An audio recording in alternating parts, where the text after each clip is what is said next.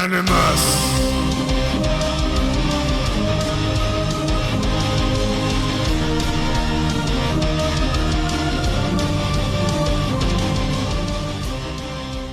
Hey everyone, I'm Ed Rodriguez, creator of the Animus draft building card game, and welcome to another deep dive. This time we are going inside of Animus the Wretched, which is expansion set 2.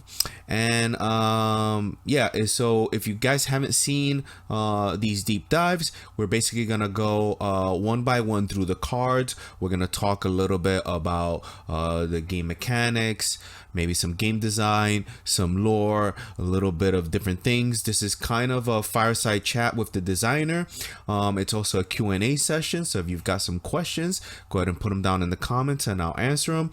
And we're just gonna kind of take our time with this and just kind of go through the cards, talk about them a little bit, and just give you some insight into it. If you missed some of the other episodes, go to the Zero Budget Geek YouTube channel. There's gonna be links down below, and look up the official Animus card game playlist, and you'll see game overviews, tutorials, gameplay, and these deep dives. So without further ado, let's go forward with the Wretched. So like I said, the Wretched is expansion set 2, and the Wretched takes place, well, as before that, as we know, if you've seen the other ones already, the universe is in turmoil, the multiverse is in turmoil, and basically various entities are vying for control over it, and each set in the game explores different aspects of the multiverse. In the Wretched, we are exploring the dream realms. So in Animus, the dream realms are basically their own universe, or it's like its own little multiverse, and it's basically the stuff where dreams and nightmares come from. When you dream, sort of your mind goes to this place and is able to go there. But before the fracturing of the multiverse, this place was very amorphous, almost not real. Things weren't really permanent, although there were like permanent entities that lived within it. For the most part, it was very self-contained, and for most beings, like, you know, you could be in this place and kind of regardless what happened in there, you could always wake up and not be affected by it, right? Well, now that the multiverse has fractured, the dream worlds are spilling into reality. So now these nightmarish things that come from the dream realm have kind of solidified and become more real, and now are real threats. In addition to, there's various entities that live within the dream realm, and I should mention that the dream realm is just colloquially called Noctyra. It's just a name we've given it. And Noctyra is just sort of the dream realm where all kinds of things happen. Now that the multiverse is fractured, it is more or less solidified, and these entities that have been in there, powerful ones, have become more powerful now that they're solidified, and they've taken over the dream realms and really corrupted and twisted it, and now they're spilling over into the other universes and encountering you, the player, as whatever entity you're playing, and you're, you know, basically fighting back from against them, because, you know, they're trying to encroach on your territory and take over your universes. And as we know from Vanishing Point, the entity you're playing as could be a good guy, bad guy. You kind of can be whatever you want. These guys are certainly bad guys. The expansion sets add solo and co-op play, and it adds a bunch of basically bad guys for you to encounter. And as usual, we are going to go through all the cards, and we're going to start with the entities. We're going to talk about them, and then we'll go into the regular minion cards that you'll be encountering. So starting things off, we've got McBain, the Eternal Death Knight. The embodiment of spite, this vengeful shade has haunted Noctyra for so long that even dreams have forgotten his origins. All that remains is an eternal fury against dreamers.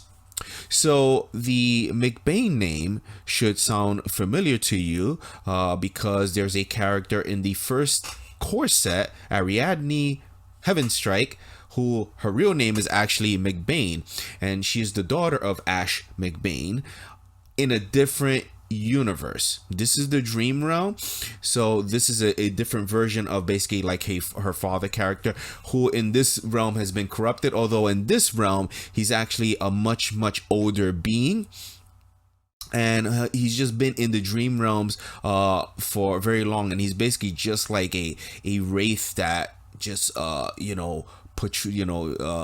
it's his origins are unknown. We don't know how this thing became attached to the dream realms. We just know it's a powerful creature that just tries to kill dreamers, although it's never able to. But now that Noctyra has spilled into the real world, he is able to, and now he is going after just every living being that he can. So what is his ability? Ongoing. All minions deal 1 extra damage in combat if the combat totals are equal. So thematically, all that means is just like as you can see in the illustration, he has a big sword. His minions, basically, if they can get really up close to you, they can just hit you really hard. That's how I sort of envision a tie happening. When a tie happens, 2 cards are kind of coming into close contact, so to speak, and so his cards just deal an extra damage during ties. I was gonna say melee, but that's not true. It's just in ties. So they just are much more powerful when ties happen. And well, how do you deal with this as the player? Not much you can do about it, because ties are kind of random. You don't know when a tie is gonna happen, although as long as you're using type advantage properly, you might be able to control the frequencies of ties, so to speak. But against this guy, I guess your best bet is just having some kind of damage mitigation. Either damage shifting or healing would be helpful in case he gets some lucky ties and is able to just deal extra damage to you. You can heal it off. But for the most part, it's kind of random luck whether this is gonna go off or not. And that's pretty much it for Ash McBain. Again, it's just, you can have an easy time with him, or you can have a hard time with him, depending on just the luck of the dice. I will say, if you're using the dice decks, he does become a little bit more dangerous, because when you're using the dice decks, the chances of ties coming up are slightly higher. So bear that in mind. Although with the dice decks, there's a lot more mitigation you can do too. So anyway, that's it from Ash McBain. Stock up on healing cards and you should be okay. We got Fiona Hexen here. Once a dreamer trapped in a nightmare, she mastered illusions and curses to survive Noctyra's horrors. Now she inflicts the torment she endured on all who dare to dream. So what we see here with Fiona is that there is a possibility that a person or a being that is in the dream world, like dreaming, it's possible that they can get trapped in there through various means. It could be magical, supernatural. There's different things that can happen, but essentially sort of your mind can become, and it's rare, but it's possible that your mind can be trapped in the dream world. And that's basically what happened to Fiona Hexen here. She could not escape, could not wake up back to the regular world, and had to learn how to harness, sort of the ambient power of the dream world. I mean, in the dream world, it's dream world, so you can kind of, manifest things, but it depends on your will, your strength of mind. So she's learned to become really powerful at, creating illusions and curses. For the most part, when you're in the dream world, it feels real to those that are there. And so if you want to get good at something in the dream world, like a skill, you got to practice it kind of like in real life. You don't just necessarily can manifest it. So anyway, she learned to, just become really good at magic, and but she became extremely bitter and twisted from her experience there. Because she was trapped in nightmares mostly, and so now with the fraction of the multiverse, she's just just sort of a twisted figure that just wants to take out her anguish and everything else. She's kind of lost her mind a little bit, although although she's kind of an insane character, she is quite intelligent and one to be feared. So what is their ability? Start. We haven't seen many start effects in the game, and there aren't a whole lot of them in the game. So at start means at the start of the nemesis's turn, this effect will happen. The next player, and whenever something says next player, it's talking about the player that takes the turn next. Usually it's going to be you if you're playing solo. The next player must reset their hand and draw an equal amount of cards. And what this amounts to is that basically she's going to keep shuffling your hand each turn, or each of her turns. So she's going to kind of be scrambling your mind. Sorry, I got an itch here. She's sort of kind of scrambling your mind, scrambling your, your game plan there. And that's kind of harkening back to the fact that she's got illusions and curses and all that. Now, however, you can turn this into an advantage if you stock up on cards that benefit from being reset. Cards that ambush cards are really good against her, because she's gonna kind of be making you cycle through your deck over and over. So anything that benefits from that is gonna be good. If you have an entity that benefits from cards that reset, we saw that we seen one, the Wizard of Oz in Shattered Fantasy, would be a really great counter to her. So anything like that is very good. Other than that, you're just gonna kind of a little tip is when you're setting your first hand in the game. So in most games you normally have a hand of 3 cards. You're going to draw 4 in your first round of the game. You're going to draw 4 cards and then reset 1. Most of the time you want to try to make that hand your best hand because that's your starting hand. But against her, you kind of want to make your hand kind of your crappiest one, because she's going to make you reset it before you even take a turn. So that's a little tidbit. So that's how I would play against Fiovia, is just you stock up on ambush and reset cards. Of course, you don't want to go with too many, because that can backfire as well. Having too many cards that want to be in your hand is bad, because you need to have cards in play in order to stand a chance. So that is Fiovia Hex. Next, we got Nadira Magnus, the Invictus Redactress. Diminutive yet greedy, self-reliant and stubborn, this dark fairy weaves through Noctyra's shadows. Once a servant of nightmares, she now seeks to reshape the dreamscape. So she was, as it says, she was a servant, but with the fraction in the multiverse, she's become more powerful. And she's become as powerful as many of the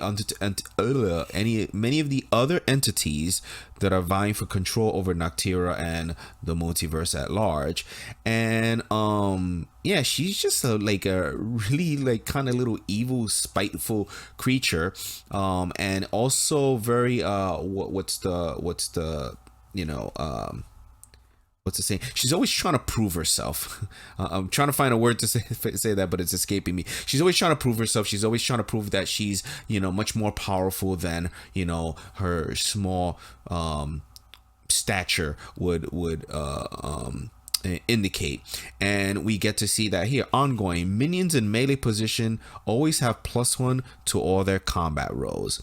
So she buffs just one of her minions, but she makes it really powerful, and it's to all their combat rolls. So it's so even though it's a melee position, the melee position can do flank attacks, so it'll have +1. So basically she makes one of her minions very, very powerful, and it's just showing her strength. Although it's not that she's strong, it's that she's using her magic to make them stronger.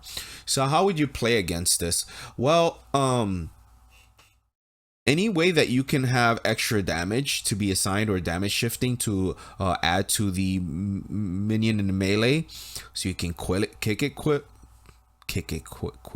I can't speak right now. Any extra damage that you can add to their melee position to kill them quicker would be in your benefit. You definitely, against her, you really want to pay attention to type advantages. Just always have that. And you know, most minions that are in melee position usually have a weaker flank stat than their melee stat. So you probably want to have some good flankers with a good type advantage against them, and you should be okay. Other than that, it's not, you don't need deep strategy against her. Just know that that one card is going to be powerful, and you know, in some cases you might be able to just stall and not worry about that card and just kill the other cards around it. That's another way you can do. But that's Nadira Magnus. Onto Vami Cruor, the malignant fiend. This uncreative fiend is spurred onward by vengeance. She uses nightmare sorcery in her plans, commonly stealing and corrupting the dreams of others to achieve her goals.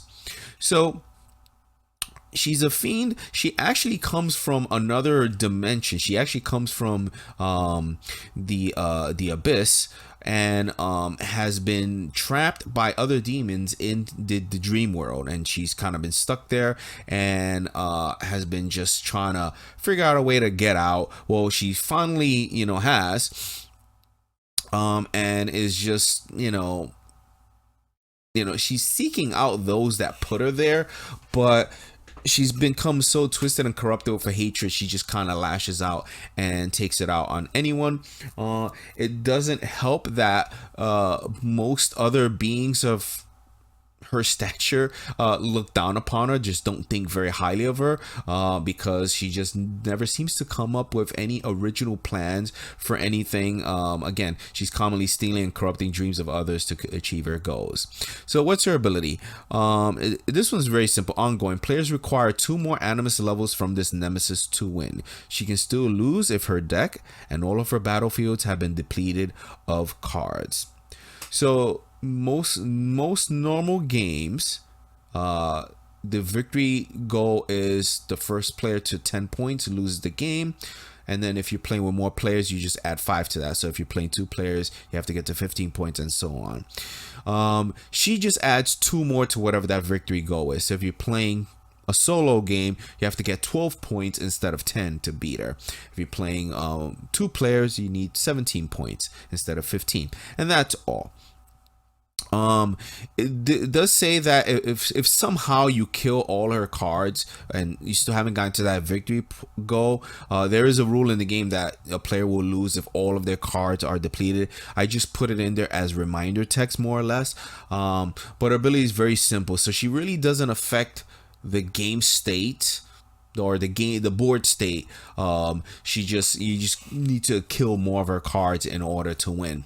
So not a whole lot of extra strategy you got to do here. I would just really just play as normal. I would say 2 strategy you can sort of go for is a tried and true, just have cards that can put forth extra damage, damage tokens added to the enemy, or you can go the other way, since you need to get 2 more points, which amounts to basically killing an extra card. The game can devolve into sort of a marathon session, so maybe going for cards to heal your card so you can stay in the fight longer and sort of outlast her is a way to go. So you can either play the stall game, try to outlast her, or try to rush down killing her cards. That's basically the way to go there. But again, you just need to get 2 more points in order to win, and other than that, she doesn't really affect the board state, so that's a good thing. And that's Vami Cruor. We have Zogath. Speaking of demons, we've got some nightmare demons. Once a formless whisper in the heart of Noctyra's darkest chasms, Zogath has transcended the bounds of nightmares to become a malevolent force of unparalleled malevolence.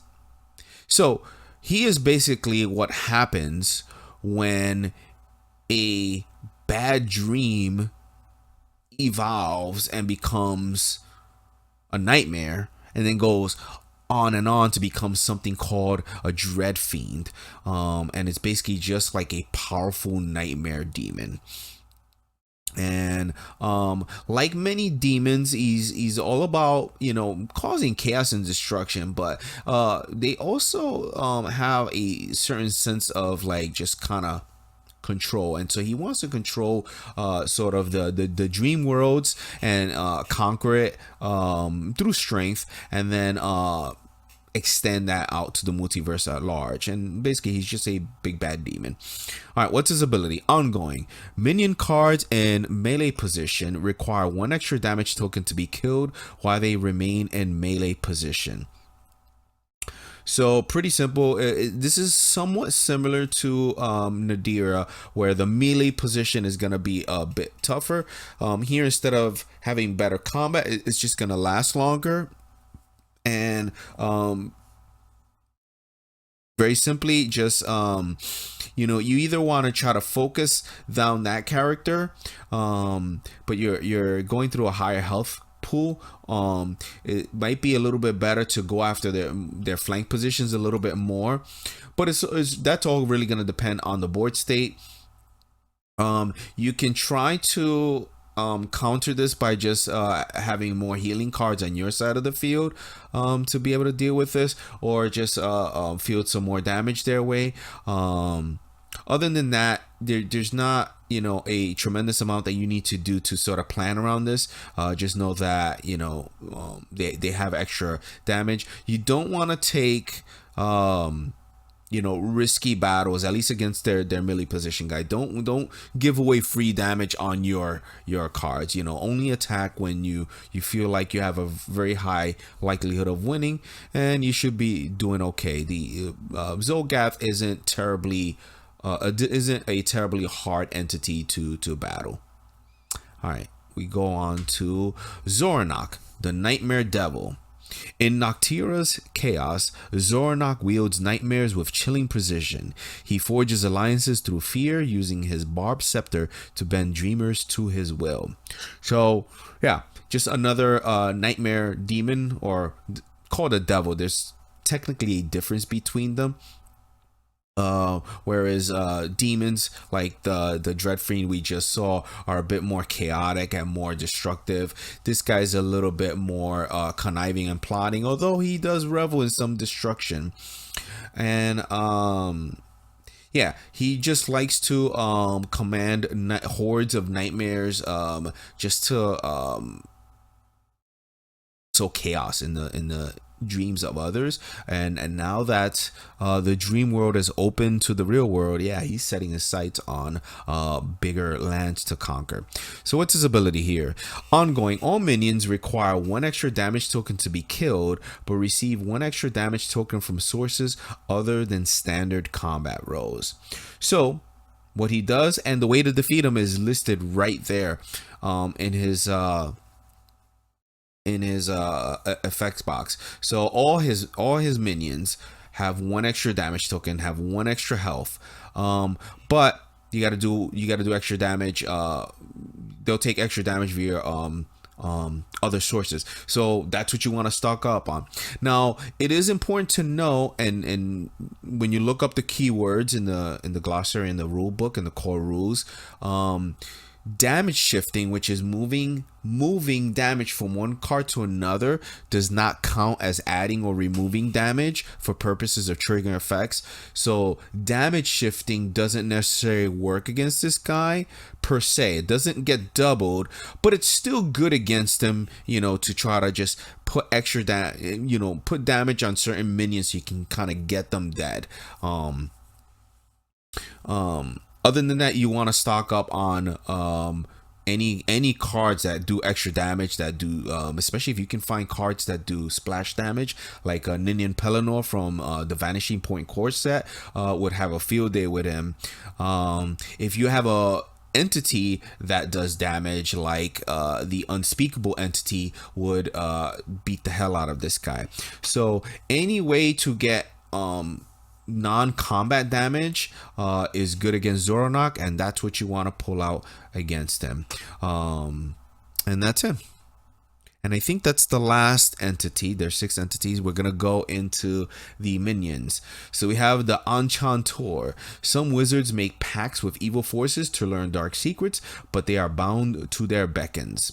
So this is an example, like I mentioned in the Nemesis video, that Nemesis deep dive. All these minions are like what they sound. They're just minions. They're just sort of archetype characters. They're not individuals like the entities are, right? The entities had names, they're individuals. Here we're just seeing archetypes. So an Enchantor here is basically a wizard that has made an evil pact to learn dark secrets, but they've basically been bound to the dream realm.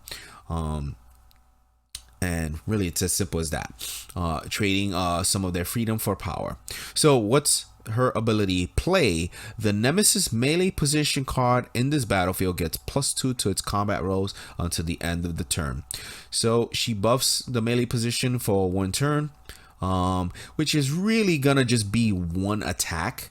So it's not the most devastating thing in the world. You can look at this as almost, it's gonna almost ensure that your card in melee position is going to take damage. Is essentially what that's gonna work out to. As a play effect, most of the time there's not much you can do about play effects unless you have an ambush card to negate it. Most of the time play effects are going to come as a surprise, so it's not like you can plan around them. Yeah, you're just gonna have to deal with the aftermath of this card, but it's just a 1 turn thing. So after that, it's just a 3/3 that just kind of hangs around. Note that it could affect itself if it gets played into melee position, but yeah, other than that, not a whole lot of strategy to worry about here to deal with it.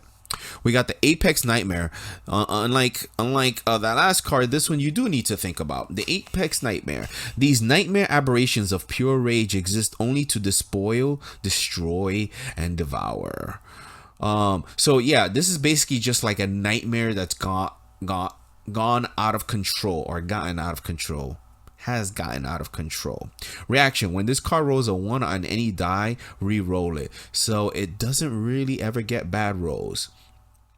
Essentially, most of the time, this is going to be attacking with high numbers, and its weakness is, if you look on its stats, it's got a 5 melee but only a 1 in flank, and that's the secret there. Just try to if you can move it. Most of the time this is probably going to find a way to be in melee position, and so if it's in melee position, you probably don't want to fight it in melee position unless your card has advantage or has a good effect. Use your flank attackers to attack it, because even though he rerolls ones, you know, with his only 1 in flank, he's very weak there. So just gang up on him that way, and put a card in front of him in melee position that can either at least has advantage towards him or has some kind of healing effect or anything like that. If you have extra ways to deal direct damage, yeah, you probably want to aim at this guy, because you want to kill this. He's very powerful, can be hard to take down in melee combat, and he's worth 3 points, so you want to take him out. But I would say this is definitely a priority target, and the main way to kill it is going to be flank attacks against him. All right, we got a Bone Wraith here. Animated by dark magic, these skeletal warriors are resilient to damage and slow to fall apart. Ongoing: when killed, this card, that actually should probably be a reaction, but when killed, this card is not discarded, and instead it immediately melee attacks the card that killed it. Discard this card after that attack. So it's just gonna get a free attack after you kill it. So that just means that you can really plan around that. You can be, you know, you get to decide which is the card that's going to attack at last. When it's down to its last health, you kind of get to decide which is the card that's going to take that risk, and just make sure it's a card that can already deal with that attack. Most of the time it probably will, because, you know, you just killed it, but just bear that in mind that it's going to do a melee attack. So you want to be careful of attacking it with a flanker that has a poor melee attack, because they'll have to defend with their melee. But really that's it. That's, you know, that's the plan there, is just be prepared that it's going to get a free attack as you kill it. But other than that, it's not necessarily a scary card on the field. So I wouldn't call it a priority target like the Apex Nightmare. All right, moving on. We've got the decrepit Sentury. Neither snow nor rain nor heat nor gloom of death stays these sentries from their appointed posts. So these guys are just kind of like just dream conjurations that the entities have conjured up to basically protect their strongholds in Noctyra. And his ability is play. Minions cannot be attacked during the next player's combat phase. So it's basically just going to block you from attacking for one round. Again, like many play effects, not a whole lot of planning around this. It's going to... You usually are not going to know this is this is going to come out, and just use that turn to sort of position your cards appropriately to prepare for their attacks.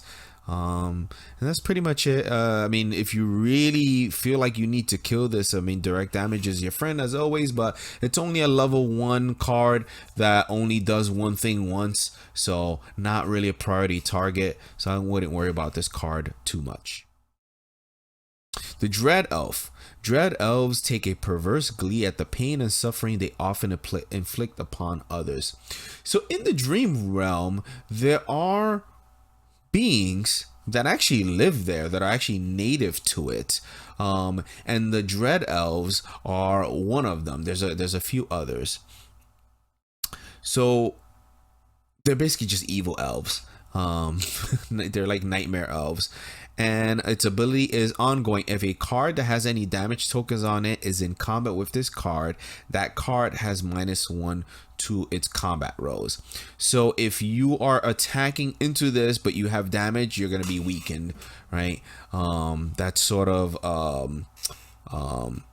they get, referencing the glee at pain and suffering that they inflict upon others. So healing healing's always good, right? For your cards, and basically you just want to make sure that you're attacking this with cards that don't have damage tokens on them, so that you don't get the minus. But again, if you're attacking with a higher combat stat and you're attacking with advantage, you should be fine. You should be doing that anyway. So I would say there's no real special strategy here to deal with this other than just play correctly, right? Use the game mechanics to your advantage. That's the Dread Elf. The Dread Stalker here. These sinister insects prowl the dreams. Ew, can't speak. I need some water. Remember, if you have any questions or comments, go ahead and put them down in the description below. The Dread Stalker. These sinister insects prowl the dreamscape as swift and silent predators. So this is just sort of a dream conjuration that exists in the dream world. And play. This card has +2 to its combat rolls until the end of the turn. So that's to signify that it jumps out and surprises you. It, comes out of nowhere. Like all play effects, like I said, it's just gonna usually surprise you, and it's gonna have +2. So basically for one turn, you can think of this as a 5/5 in its stats, depending where it's attacking from, whether it's in melee or flank. It's going to be kind of the same. So for one turn, it's really strong, and then after that, it's just kind of a medium card, not really a priority target, and again, being a level 1, not something you necessarily have to go after, but most of the time you want to kill whatever you can, right? So that's the Dread Stalker. Nothing super special to worry about there. Unlike this next card, the Dreamweaver. Born from nightmares, they weave through the dreamscape, striking before their victims awaken. So this is just like, this one's really terrible. Just a nightmarish being that chases you down in your dreams. And his ability, and it's reflecting his ability, ongoing. Once per turn, after this card attacks, it attacks again for a total of 2 attacks. So it basically takes 2 turns. every turn. And that can be quite devastating, especially if you have a bad matchup. So you want to make sure that you, especially for this card, you want type matchups matter. You want to put a card that has advantage against him. And if you do that, the fact that he attacks twice could become his downfall, because he's attacking twice. That's 2 opportunities for you to win those combats if you have a proper type advantage and a numerical advantage. Although he's usually going to try to be in melee position, so it's kind of hard to get above a 4. So that's your best bet against him, is try to have something in play that can go toe to toe with him, and or use your flank positions to attack him in flank, and you should be able to make short work of him. But left unchecked, this guy's gonna, you know, put a hurting on you. He could easily kill, you know, a card per turn almost. And yeah, so kill this guy, get your 3 points, and you'll be all the happier for it. The String Ghoul, this is another nasty guy. These nasty ghouls have a terrifying regenerative ability, but their foul stench can weaken even their allies. So it's just a nasty festering ghoul. Reaction: when a minion comes into play on this battlefield, damage shift all damage tokens from this card to the new card simultaneously. So basically, whenever the Nemesis plays a card, any damage this guy has is gonna propagate to the other ones. So you can either this is almost makes them have infinite health, because usually 99.99% of the time the Nemesis is gonna play a card on their turn, which means every time it plays a card, the damage from this is gonna go to that. So this guy is very hard to defeat unless you can defeat him all in one turn. So if you have ways to damage shift damage onto him, do some direct damage, and or have like 3 cards in play that can have a good advantageous attack versus him, that's what you have to do. Otherwise, you may have to sort of just ignore him and attack the other cards and deal that way. But essentially this guy can be a nightmare to deal with. He's very hard to take down because he's essentially going to heal like every turn. So you need to just sort of either, to take him down, you're going to have to find a way to focus down on him. And if he's teamed up with one of those entities that gives extra health, that's going to be even more impossible. This guy, I would say, if you have an effect that can ban him, you may want to consider doing that, just because he's just very hard to deal with, although you will be giving up 3 points. So yeah, one of the tougher cards to deal with. He's won't necessarily be hurting you a lot. Like, his ability isn't very offensive, he's just gonna be a constant presence on the field that is hard to take out. So yeah, either focus him down or just kind of ignore him and just kind of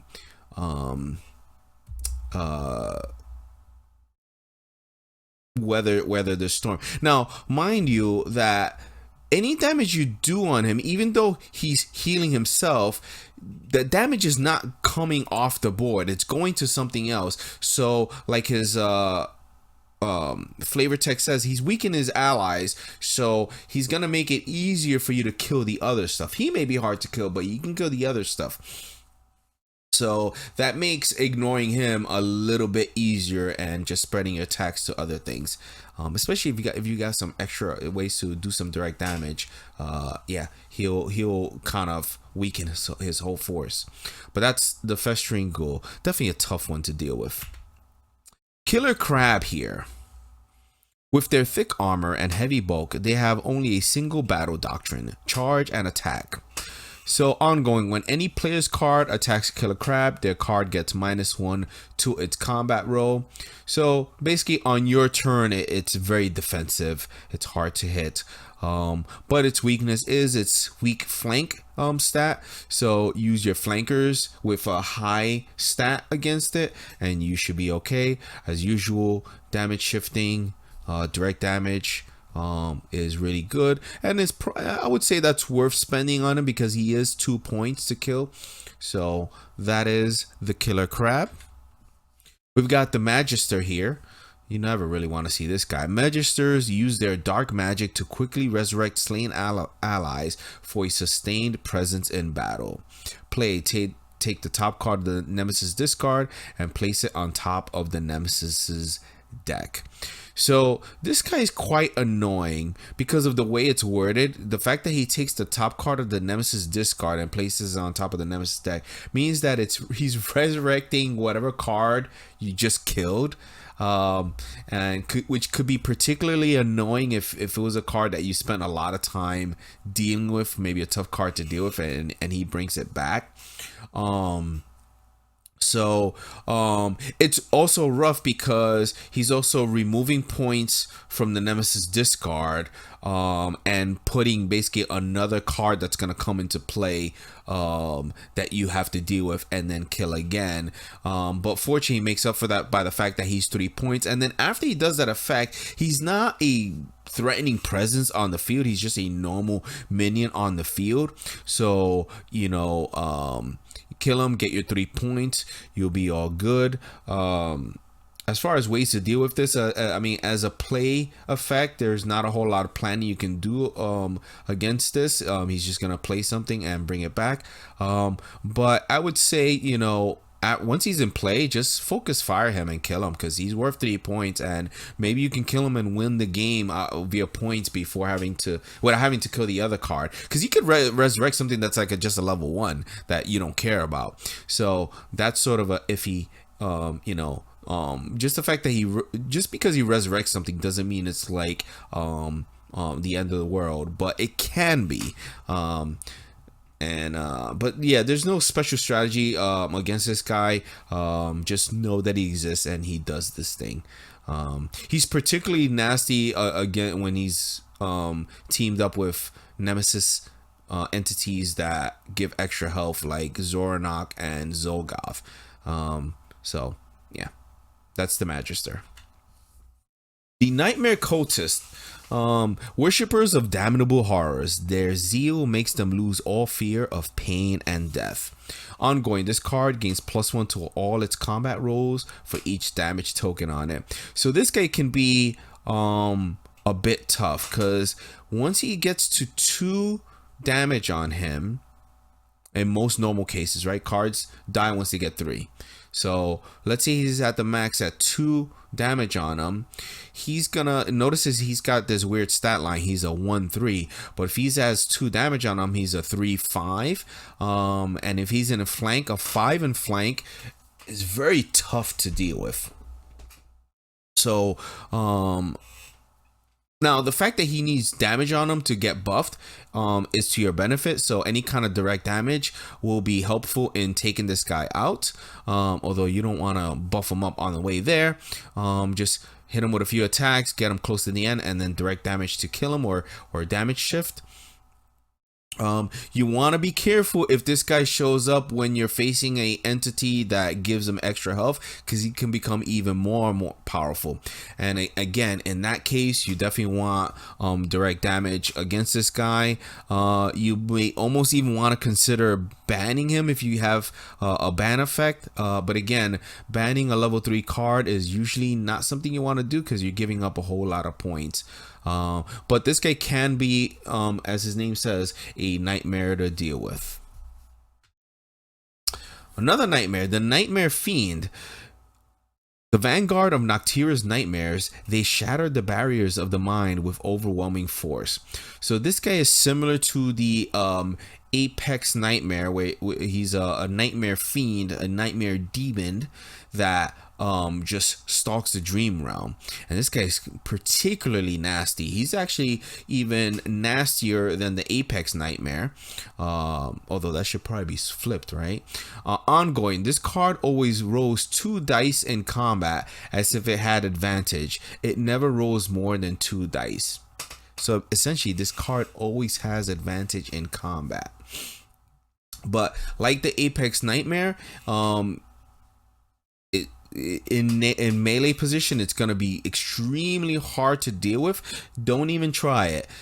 Just have a good defensive card in melee and attack it with your flank positions. It's a weak one in flank, although it does have advantage still. That piddly one should not be a problem to deal with if you have some good flank attackers against them, and that's what you got to do. Of course, direct damage always works. Healing is not so great because in this game damage usually outpaces healing, so yeah, you want to take this guy out as soon as you can. Definitely a priority target. A nightmare mauler. These fiendish conjurers lurk in the shadows, weaving curses before closing in for a vicious bite. So just like the other nightmares, just a nightmare manifestation that's just coming out at you. Its ability is kill. If it is the nemesis turn, this card may make 1 extra attack. So if it happens to kill one of your cards, then it gets to attack again. Well, very simply, get good. No, very simply, you want to be careful of having low health cards in front of them. Healing your cards, damage shifting your cards to make sure that they're not in range of being killed by him is what you want to do. You want to kill this guy ASAP, although he can be tough to hit because he's usually gonna try to be in like a flank position and where he's strongest. So if you can somehow get him into melee position where he's weak, that'll be good. And as usual, direct damage his as to the abyss, and that is the nightmare mauler. Can be quite nasty. A nightmare soldier. The foot soldiers of Noctyra's darkness, they are not only fierce but also magically enhance their allies. So just another nightmare demon. As you see, there's quite a few of them roaming around Noctyra. Its ability is play. Select the minion in melee position on this battlefield, ban it, then immediately play it back to the same position. This card does not affect itself. So this is one of the few, if maybe actually this might be the only card in the game that removes a card from in play, but the combat positions actually will not shift. So this basically flickers the card out of in and out of play. So what that does is, one, it's going to count as if it's healing it, right? Because the card leaves play, so there's not going to be any damage tokens on it. But then it's going to come back, and it won't come back with damage tokens. And it counts as if it's being played. So if the card has a play effect, it's going to get to do its play effect again. And any other cards that trigger off of cards being played will also get triggered. So like many play effects, you can't really plan around this. You don't know this is coming. It's gonna come, and it's just gonna happen. It's just gonna happen to you, and just hope. This one, you're just kind of hoping on luck. You hope that it doesn't ban something that has a powerful play effect, and you don't have cards around that play off of that. Other than that, most of the time, this is gonna amount to that it's gonna heal whatever is in melee position, and that is the nightmare soldier. But like many play effects, it's just a one-time thing, and you're good and you go. All right, moving on. We've got the Nightmare of Rock. We do have a lot of nightmare stuff, and hopefully that's not annoying that a lot of them weren't named Nightmare. It's just the nightmares are sort of like a faction in Noctyra, so that's why a lot of things in here have the nightmare I was gonna say prefix, but it's more than that. It's just a descriptor. It's a nightmare. There's like these nightmare forces. They're like a faction in here. So this is a nightmare of rock, and the nightmares are mostly like kind of demons. These Hoken demons are actually very stealthy and love to hunt down weaker enemies for an easy kill. So reaction: during combat on the Nemesis turn, if this card deals damage, it deals 1 additional damage. So talk about scary. You don't want to take damage from this guy, because he hits for 2 damage every time. It's non-conditional. And the fact that he sits back and flank means that there's a good likelihood you're gonna get hit at least once very hard by this guy. And if your cards are hurt at all, he's probably gonna kill him. So this guy is definitely a priority target. You want to kill this guy as soon as possible. If there's a way, there's not a lot of ways to move other players' cards in play, but if you can somehow get him in melee position, that could be, you know, that could be a way to get him. Other than that, just direct damage and just have good attackers against them. But this guy is very much a nightmare to deal with. Alright, something that's not as much of a nightmare is the Nocturnal Howler. These vile creatures are fond of feeding on the decay of rotting corpses found in Noctyra's putrid depths. So just say sort of like scavenger. It's a big fat scavenger that prowls through the swamps and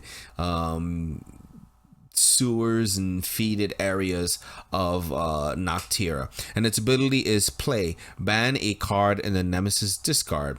So he eats one of the discarded cards. It eats a corpse of the Nemesis, and really what this does is it's gonna make it so that there's one less card in the Nemesis discard, thereby lowering the victory points that you've been gaining from them. So he just makes it a little bit harder for you to get to your victory goal.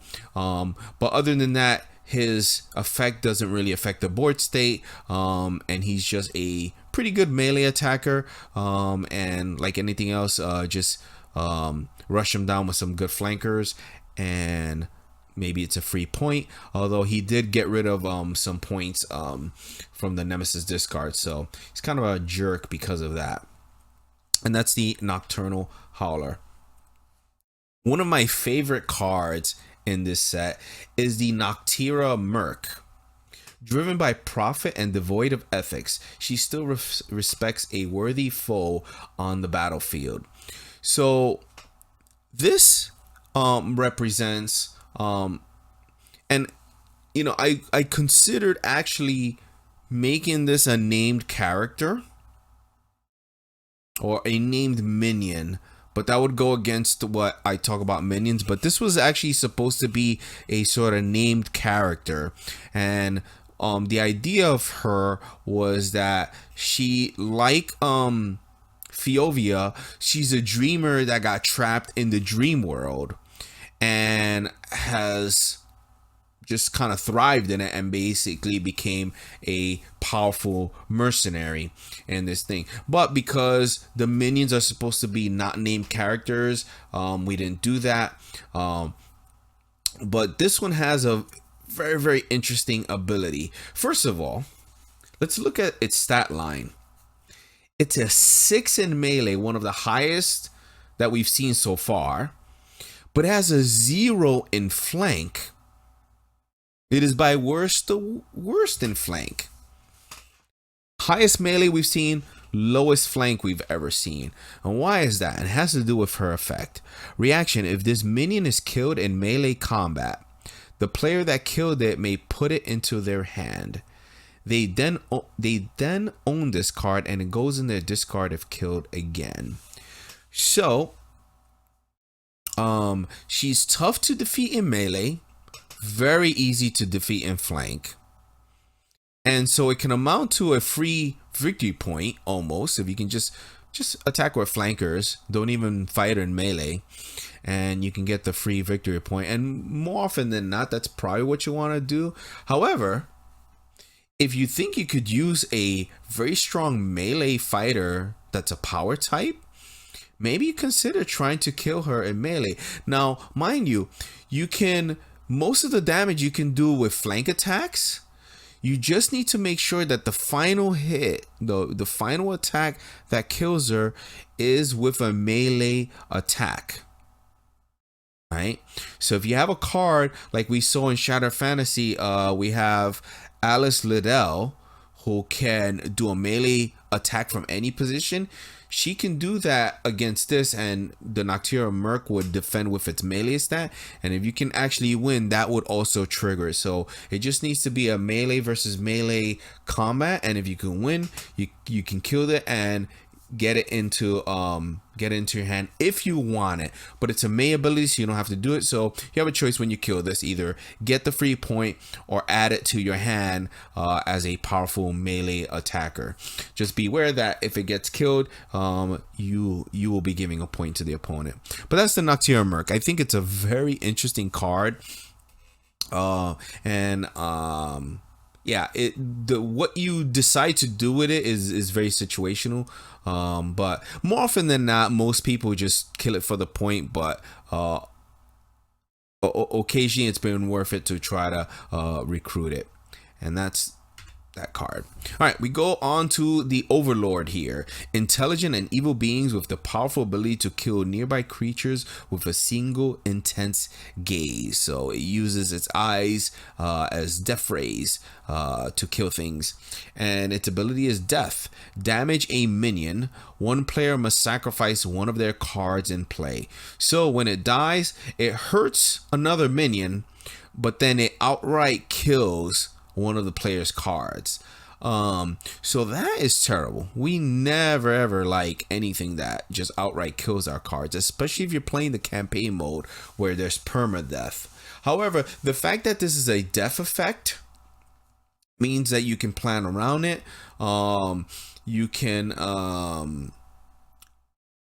basically make sure you have a card in play that you don't mind sacrificing, either a card that's either already heavily damaged and about to die anyway, or overall just isn't useful for this whole combat.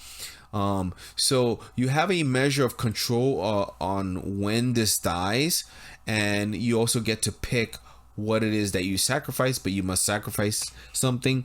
And if the card that you're sacrificing has a death effect, that will go off from sacrificing it. So don't forget that.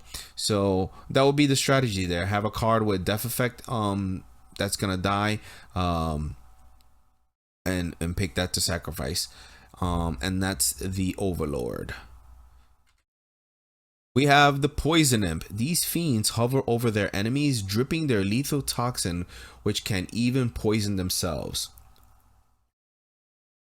And its effect is play. One player must damage one of their cards, then damage this card.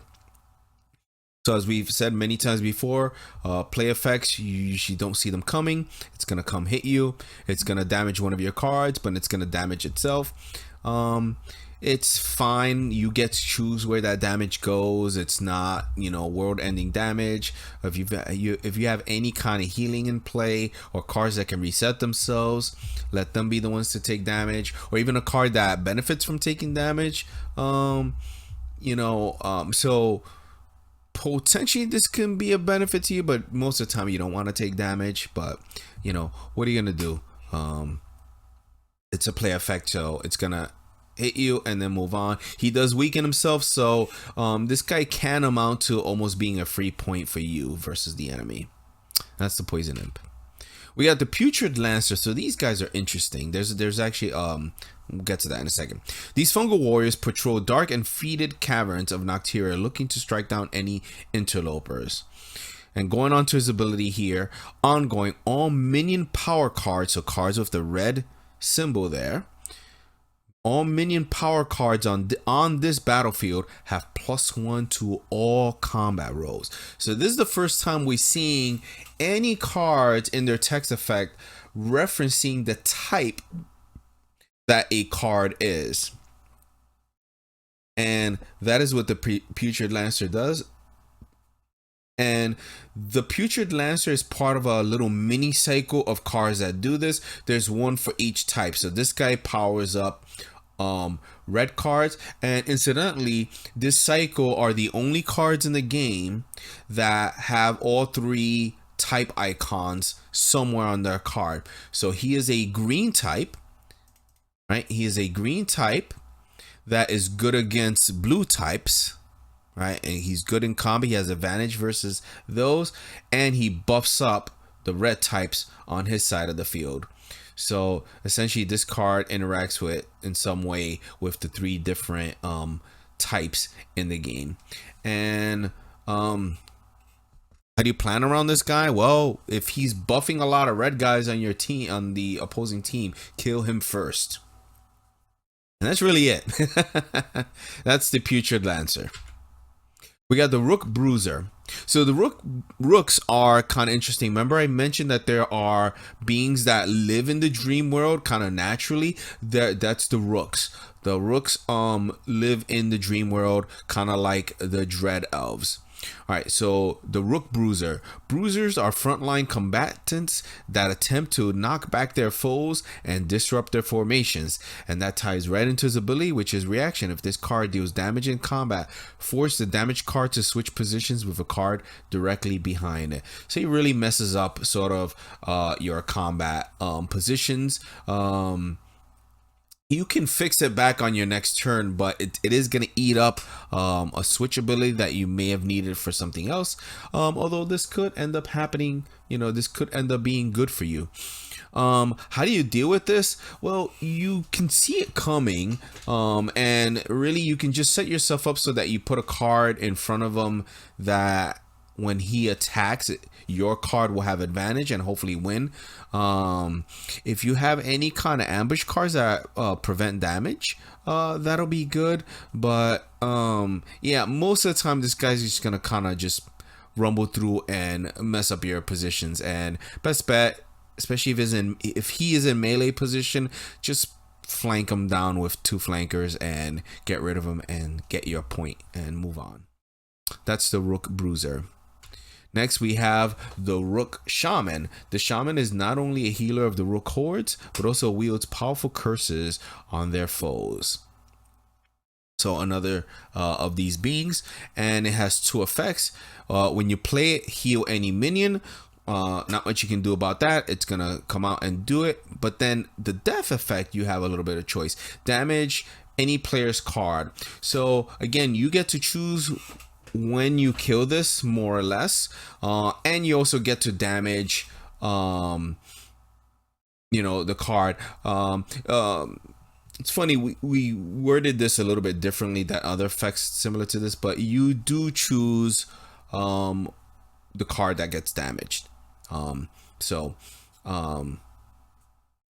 Yeah, just pick you get to pick what it is that you get that gets damaged. If you have any kind of damage shifting or healing, that'll go a long way. But for the most part, you can just plan around killing him, and you're most likely gonna do that because he is worth 3 points and he's worth killing. So just kill it, put the damage where it's gonna least affect you, and you're good to go. That's the Rook Shaman. We got the Shadow Lich. These Noctyra necromancers are masters of raising dead creatures and imbuing them with dark powers. So yeah, just it's not a nightmare, although he's not one of the nightmare faction, but he is a nightmarish creature that exists in the dream world, and his ability is play reset a random card in the nemesis discard, then play the top card of the nemesis deck. So this guy's like the Magister, but probably worse, because he resets a random card which goes to the bottom of the nemesis deck, but then he's gonna play the top card of the nemesis deck, so it's kind of like a double whammy. And it's a play effect, so you kind of don't know when this is happening. This is gonna really shift the momentum of a game for you, because he's simultaneously gonna increase the threat level of the board state and also put you further away from winning via victory points. And it being a play effect, there's not much you can do to plan around it. We did see some cards in Shattered Fantasy that can prevent a card being played, and if you can prevent this card from being played, that'd be great to do. Otherwise, this guy is gonna really make things a little bit tough, but he isn't that much of a threat once he's on the board. He's a normal threat on the board. He's just gonna come down and just kind of really shake up the trajectory of the game a bit. And that's the Shadow Lich. He is worth 3 points, so you know, that's sort of your consolation prize for everything that he's doing. Next we have the Shadow Weaver. I have to keep drinking water. This talking is making me dry. These patient horrors wait in the dark to ambush their prey with sticky webbing and venomous fangs. So basically a nightmarish spider. Ongoing, players' cards on this battlefield have -1 to their rolls on the turn they come into play. Now, kind of interesting. In Shattered Fantasy, we had a card that actually used to have this ability, and it was Rapunzel. Rapunzel had this ability, but in a player versus player game, that was too hard, too oppressive in that game state. And here, it works a whole lot better. Still an oppressive card. This Shadow Weaver really is a pain. He's gonna make your cards have -1 to their rolls on the turn they come into play, so you can just not attack with those cards, just so that you don't get the penalty, and use your cards in play to try to take this out. That's really what you're trying to do. But I would say this guy's a priority target. You want to get this guy out as soon as possible, whether that's damage shifting, direct damage, or just plain old attacking. Yeah, he just makes things he really kind of slows you down, because he almost makes it so that you don't want to attack with your cards the turn they come into play. But you know, that's not a hard and fast thing. But yeah, primary target, kill this guy as soon as you can. Scum. We got another one of these type advantage buffing guys. Scum get their name from their nasty habit of hiding in murky waters and dragging down prey. Ongoing, all minion talent cards on this battlefield have +1 to all combat rolls. So the green cards get a +1. He's a blue type that's good against red, and he buffs the green types. Very simple. Again, I would say this guy is probably a priority target. If he's buffing a lot of guys, kill him so that they lose their buff. We got the Sneak Thief. Not only do they habitually steal things, but they'll also replace them with a useless trinket. Play. One player must damage one of their cards, then heal any minion. So it's just a kind of a trickster. And again, it's a play effect, so you're not going to really see it coming, like a sneak. And he damages one of your cards and then heals a minion. The good thing is that you can choose where that's going to be. And in a multiplayer game, this effect is kind of like not as bad, because you know, it's only one player has to do that. But in solo, this guy is a pretty good momentum shift for the Nemesis. But overall, he's not that terrible to deal with. He is a big 2-point swing, but he's worth 3 points if you can kill him, and that's the big news there. Hopefully you be okay after his effect, and then take him down with your guys. Next we have the Stone Sentinel. These living walls of rock are the crux of an army's defense and require immense damage just to track. I am getting tired. So these guys are really tough. Ongoing, during the Nemesis turn, this card rolls 1 extra die in combat.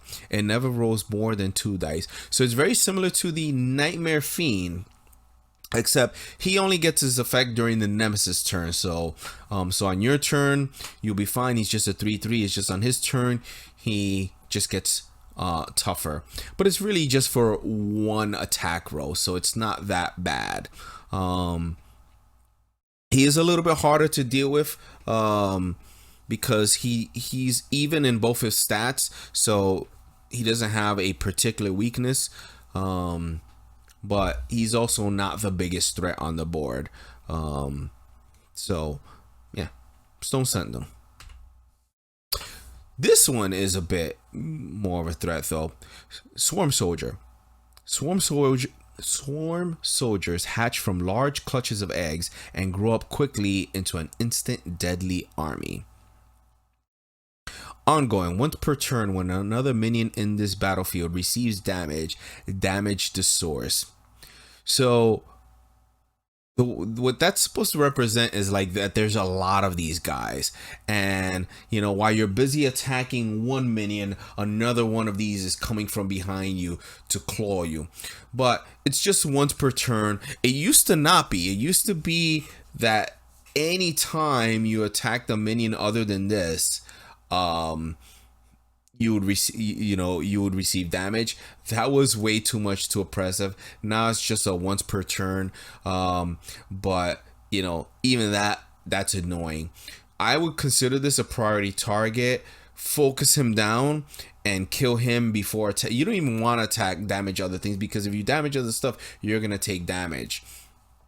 So yeah, your best bet is to focus down this guy. Fortunately, with him being a melee type attacker, he's most of the time gonna go into melee, leaving him open to some good flank attacks. So swarm him down and you'll be rid of him in a jiffy, hopefully. We have the Underminer. This one's up there as another of my favorite cards, or at least one of the cards that definitely makes me laugh. These evil subterranean dwellers are experts at digging under and disabling enemy fortifications. Death. Place this card in any player's discard. So when you kill this guy, he goes into your own discard or player's discard. So that one value is not for you, it's against you. So he digs under your place, like, right, he's going into your discard pile, he's digging under and disabling your thing. So yeah, he's a pain in the butt. You kind of don't want to kill this guy, but you may have to, you may be forced to. You probably basically just want to avoid killing him. Your best bet is just to kind of put something in front of him that, you know, just has type advantage, and don't even attack into this. Attack other stuff. This guy will probably keep attacking into your stuff and get himself killed. It's really hard to avoid taking the 1 damage unless you can just stall for a long time. And really, that's your strategy, is just don't kill this guy. This guy just doesn't want to be killed. And again, it just makes me laugh because I think thematically that's just kind of funny. That's the Underminer. We've got a Veil Strider here. Gliding through dreams, she sows doubt in her enemies, weakening their will just before the strike. So the Veil is what is the well, it's kind of like almost like a physical barrier. That barrier between before the fracturing of the multiverse, the barrier between the dream world and the waking realm is called the Veil. And well, now that the multiverse fractured, the Veil is not really there anymore. But before that, you had beings that, you know, kind of lived in that area, and here's one of them, the Veil Strider. And this is a being that comes across as a friendly potential ally, but is very much not. It is an enemy that will kill you. And what does it do? Play the next player's card in melee position and has -2 to its combat rolls until the end of the turn. So it comes out as a surprise effect because it is a play effect, and it gives -2 to the combat rolls of one of your cards until the end of the turn. So this could be particularly bad if your melee position, if you don't have any flankers in position and the nemesis has a lot of cards in play. This could really wreck the day of your melee position guy. But for the most part, this is gonna usually amount to your melee position taking at least 1 damage, but possibly more. Other than that, it's just a 2/4 that's gonna be in play, and you deal with it like just any other card after that. Just bear in mind that it is basically a surprise attack that it's gonna do on you. Another thing that lives in the Veil Wraith. Veil Wraiths fade in and out of solid form, making them extremely hard to predict their attacks. And that ties extremely well with their ability, which is ongoing. Switch the melee and flank values of cards in combat with this card. So this guy's gonna kind of really mess with your brain as a player. You need to think in reverse. So this guy's weakness is his flank stat. So you want to attack him with cards that are good in melee, because the card that's going to attack him is going to get its stats switched, right? So if you want to, you don't want to attack him with someone that's good at flank and bad at melee, because then they're going to switch. So that's all you got to worry about, is just kind of switch your thinking of how you attack, and you'll be fine. So that is the Veil Wraith. We go to the Were Shark. This is the 3rd card in the cycle of cards that play around with card types. And silent as a shadow, they suddenly strike in a maelstrom of splashing water, and then silence again.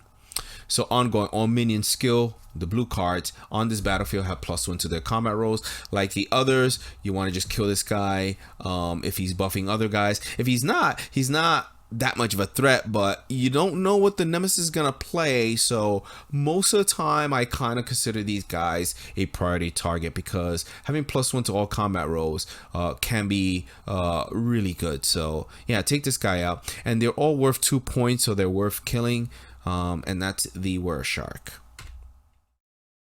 The Wisp Shade.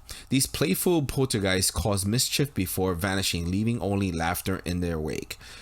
Death, ban this card. So when it dies, it goes away. So that 1 point that you normally would get from killing it, you won't get.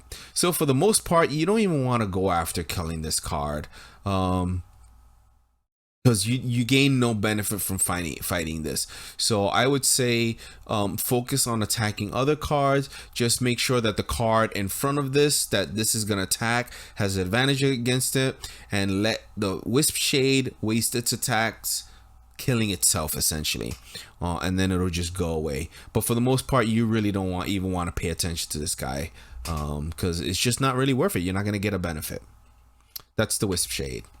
And then the Worm Face. Are we at the end here? The Worm Face. This is another card that gives me a hearty chuckle, although he also sucks big time. Anything that sees a Worm Face instantly dies, even themselves, if they ever see their own reflection. So kind of like what's that? Riberas, that fantasy creature that kills things with a gaze, and it can kill itself. Anyway. Worm Face, its ability, play, sacrifice this card. It kills itself as soon as it comes into play, but then a player must discard a card from their hand. So it kills itself as soon as it comes into play, giving you a absolutely free victory point. Well, not absolutely free, because you must discard a card from your hand. Hopefully you have a level 1 card to discard, but one of the few, if maybe only cards in the game that force a player to discard. That is a very, very rare thing, and that's why it sacrifices itself in order to be able to do that. And as a play effect, you usually won't see this coming, so it's a surprise effect. It's gonna happen. And although this card has stats, it's almost never ever gonna be in play long enough to ever use them, unless you can find a way to shut down its ability. But I don't think there's any way to do that other than the ambush cards that will stop this from being played in the first place. Actually, never mind. No, because I was thinking of the Sea Witch could probably negate an effect, but she can't negate play effects, I think. So they don't see a way that this guy could ever be in play, stay in play, but I could be wrong because I don't remember every single card in the game. But anyway, he is a surprise free point, but he's going to make you lose a card. So yeah, this guy is just annoying to see happen. But what are you gonna do? He just comes out and spooks you, and you know, hopefully it won't be so bad. The good news is that you get to choose what you discard, so you know, there you go. And if you've played the game for any length of time, you will know that even though you have a small deck of only 9 cards, all 9 of your cards are not always going to be integral to your game plan. So usually you can afford to lose 1 or 2 cards and not affect your overall game strategy. So that's Wormface. And I think, oh no, we've got more cards. We've got the Wraith Weaver. These spectral arachnids flit between dreams and nightmares, capable of phasing out their foes. So yeah, it's just a dream spider. Play, reset the next player's card in melee position on this battlefield. So this is one of those, you know, this is one of those cards that it's not actually that bad. It resets your card, so your card's gonna heal basically, and then maybe you'll get it back later.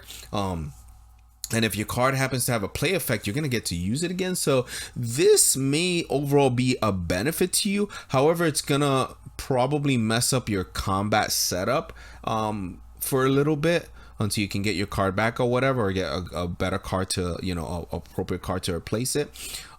So more often than not, though, this card is probably going to be more of a benefit to you than a hindrance. So you're usually not going to be that upset to see the Wraith Weaver come out, and then once he's in play, he's not that huge of a threat. So yeah, Wraith Weaver, he's not so bad. And then this is truly the last card, the Wretched Knight. We have actually a card with the name of the set in his title. All right, Specters of the Dreamscape, growing stronger as nightmares bleed through their tattered forms. Ongoing, this card gains +1 to all its combat rolls if it has any damage tokens on it.